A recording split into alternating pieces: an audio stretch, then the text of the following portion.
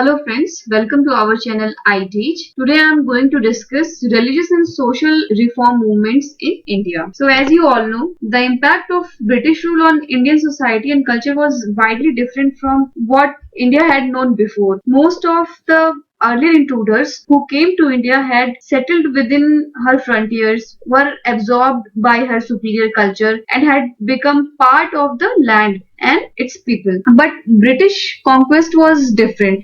It came at a time when India, in contrast to an enlightened Europe of the 18th century, and was affected in every aspect by science, by scientific outlook, presented the picture of a stagnant civilization and a static and decadent society. Thus, for the first time, Indian encountered an invader who considered himself racially superior and culturally more advanced. So, if we talk about the policy of British towards India in socio-religious aspects, what we'll be seeing that initially British believed in preserving social order rather than reform it.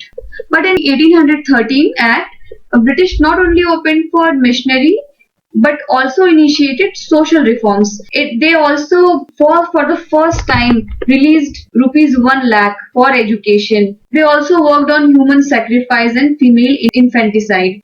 So first important reform was related to human sacrifice and female infanticide. The problem of human sacrifice and female infanticide first attracted government action in 1802. After an investigation made by the British missionary William Carey, Lord Wellesley suppressed the human sacrifice. Female infanticide was discovered to be more widespread, existing not only among some so-called primitive tribes but also among certain Rajput castes. So by a Bengal Regulation 21 of 1795, the practice was declared to constitute murder, and the territory to which the regulation applied was extended in 1804. So next important reform was suppression of Thuggy. The campaign for the suppression of Thuggy was one act of the government that aroused no public hostility because its practical advantages were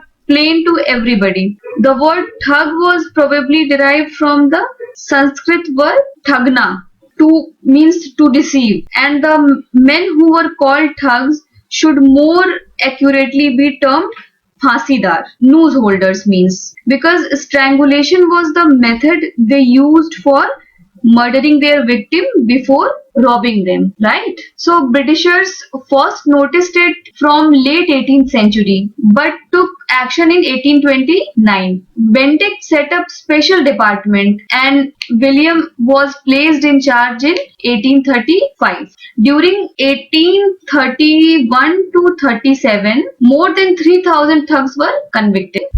The next reform was most important reform, that is abolition of sati. So among other abuses that offended the universal moral law was sati. The rites itself should properly be called sehmarna, means accompanying in death. The practice was of long standing in India, and the virtuous widow usually gave up her life by allowing herself to be burned to death on the funeral pyre of her husband. Generally, the rite was confined to high caste Hindus. Muslim invaders found it particularly objectionable, and the Mughal emperor tried to discourage it. Although a number of individual British officials interfered at various times to prevent particular cases of sati, there was but no official policy. So in the abolition of sati, role of Raja Ram Mohan Roy was very important. They took several steps to abolish sati. And in 1803, Wellesley proposed to abolish it, but it failed. Another time was 1812. Officials were instructed to ensure that sati was voluntary. When in 1828 William Bentinck arrived, he was instructed to take steps to end the practice of sati, gradually or immediately. As a result, 1st December 1829, sati was declared illegal by William Bentinck at behest of directors. From ancient times, It was common in higher varnas, never prescribed by Dharma Shastra to common women. So now we will discuss the social reforms. The two important components of social reforms during 19th and 20th century were emancipation of women and removal of caste rigidity and abolition of untouchability. Under the pressure of different social reformers in India, the British authority enacted different legislations to improve the condition of women in India. The first such social reform legislation was then Regulation 1829, which declared custom of sati illegal under the pressure of Raja Ram Mohan Roy. Regulation 5th of 1843, which declared practice of slavery as illegal. Regulation 15 of 1856 illegalized widows' remarriage under the pressure of Ishwar Chandra Vidyasagar. In 1872, Native Marriage Act was passed, which fixed the minimum age of marriage for both boys and girls in India.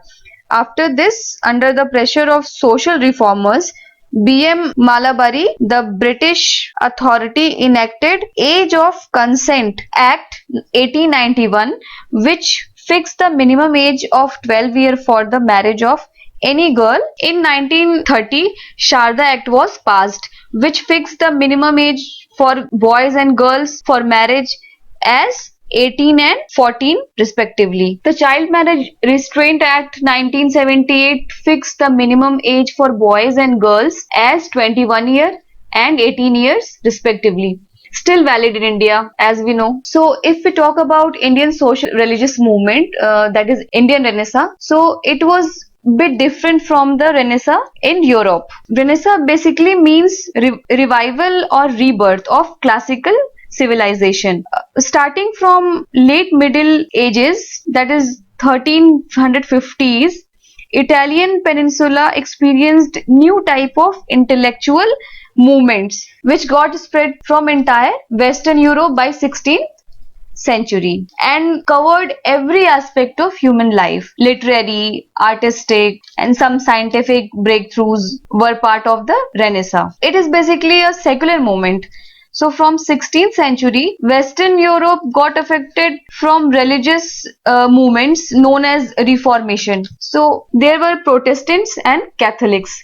Protestants were liberal-minded people, revolted against abrasive practices of Catholic Church under Martin Luther King, etc. Initially, Church retaliated by counter-reformation, but later, as nature of aggression against Church gone up, it went for reformation. Social reform was integrated with religious movements. So Indian Renaissance has very different characteristics, features. That is, the main feature was dualism. Dualism means one was transitional or traditional feature and the other thing was acculturative, means modern but different from westernization. The historic role of socio-religious movement can only be understood within the context in which they originated and functioned. The further details of the socio-religious movement will be discussing later. So now here comes the second important component of social reform, that is caste movement. So the reason behind the caste movement was, first was education, and then awareness comes with the education, and another thing was sensitization and Indian Renaissance. These all were considered to be the reason behind.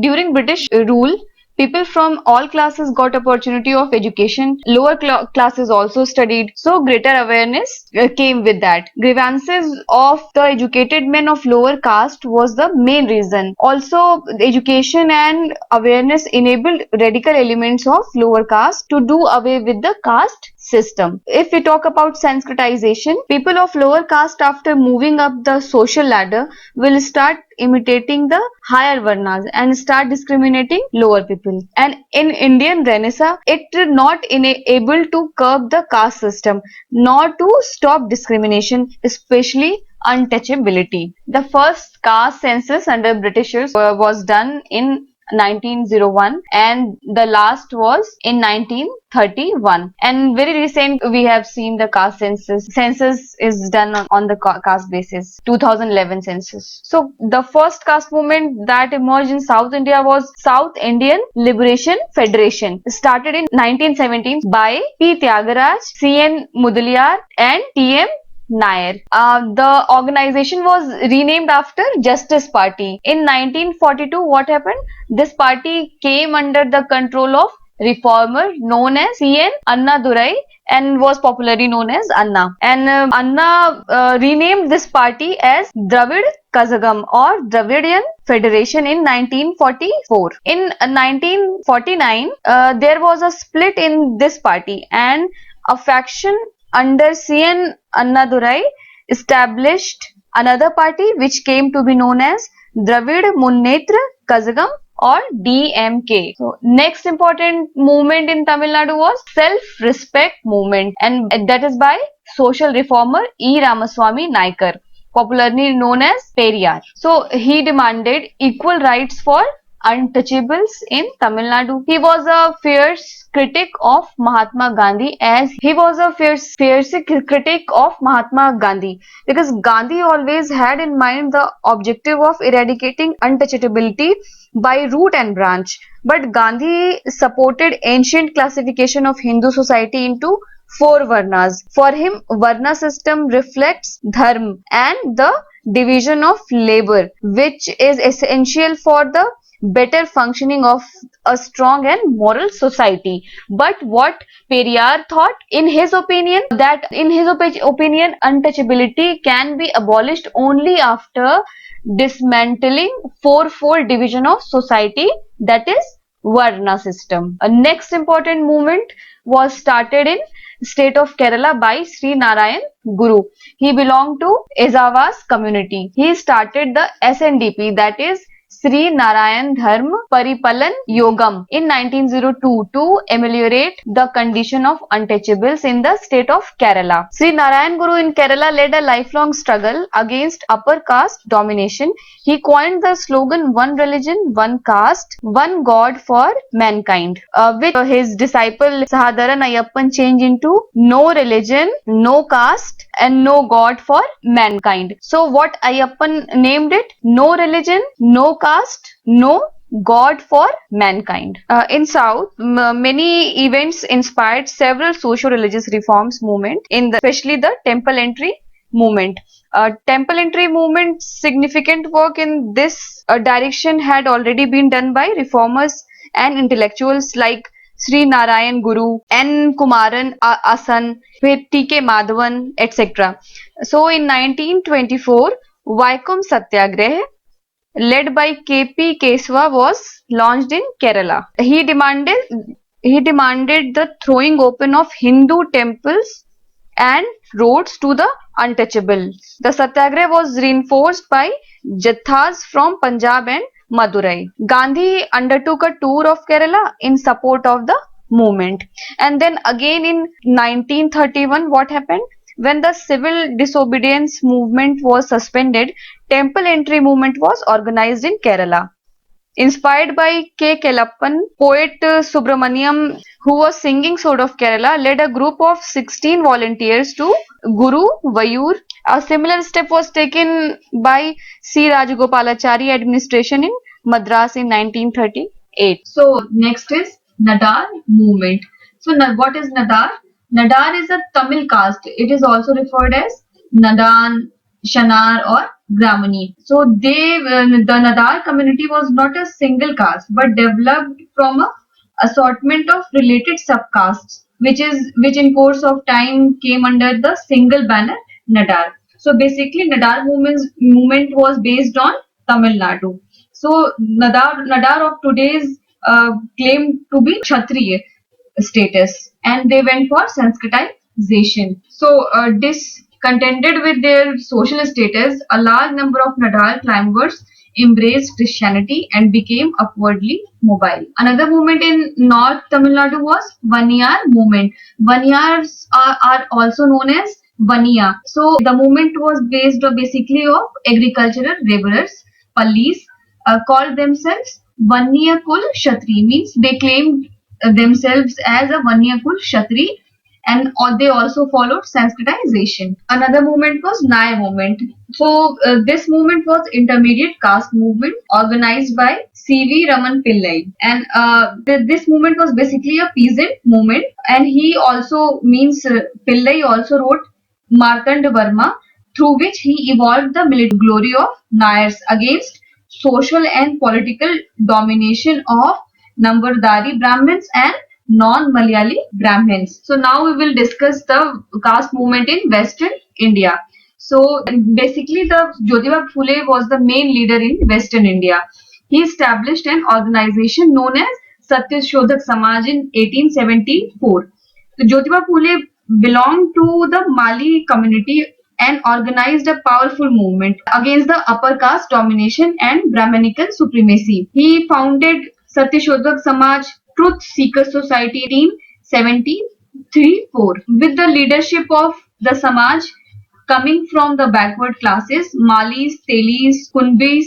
The main aim of the movement were social service and spread of education among women and lower caste people. Phule's work, Sarvajanik Satyagrah and Ghulamgir, became source of inspiration for the common masses. He highlighted the oppression of untouchables at the hands of Brahmins in through Ghulamgiri in 1875. Phule used the symbol of Raja Bali as opposed for the Brahmins, symbol of Ram. Phule aimed at the complete abolition of the caste system and social economic inequalities. He was against Sanskrit Hinduism. So the next movement was Mahar movement. So basically Mahar is an untouchable caste cluster living chiefly in Maharashtra and its adjoining states. So Mahar movement brought the smaller and untouchable caste onto a single platform and also brought a degree of awareness and unity in enabling them to create a separate political party, a system of education including schools and colleges, hostels, and an effective Buddhist conversion movement.